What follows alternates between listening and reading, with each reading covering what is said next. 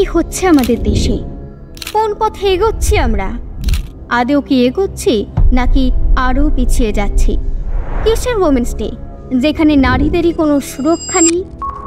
National crime records bureau অর্থাৎ NCBR এর report অনুযায়ী 2021 সালে সমগ্র ভারতে মোট 31,000 রেপ কেসের কমপ্লেন রেজিস্টার্ড হয়েছে। শুধু তাই নয়, তথ্য বলছে প্রায় 60 থেকে 70% কেসের কমপ্লেন ভারতবর্ষে জমাই পড়ে না। হয় তা পারস্পরিক বোঝাপড়ার মাধ্যমে মিটিয়ে নেওয়া হয়, নয়তো ক্ষমতাবানের শোষণে চাপা পড়ে থাকে। দাঁড়ান, এখনও তো পরিসংখ্যাটা দেওয়া শেষই হলো না।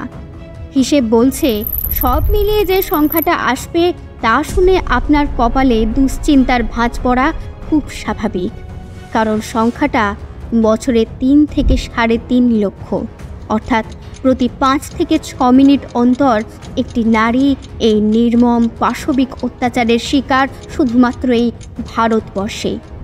এমনকি আপনারা যখন এই ভিডিওটি শুনছেন তখনও হয়তো কোথাও কোনো নারী এই পাশবিক বর্বরতার শিকার হয়ে মৃত্যুবরণ করছেন।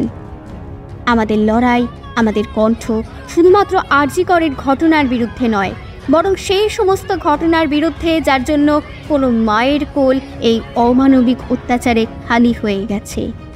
ধুলোবালির কণ্ঠ সর্বদা থাকবে সেই সমস্ত অত্যাচার নির্যাতনের বিরুদ্ধে, এবং অবশ্যই সেই ব্যক্তিবিশেষ যে বা যারা এই অন্যায়ের জন্য প্রত্যক্ষ এবং পরোক্ষভাবে জড়িত। আসুন আমরা হাতে হাত মেলাই এবং গর্জে উঠি এই নক্কারজনক ঘটনার বিরুদ্ধে। বিচার আমরা পাবই।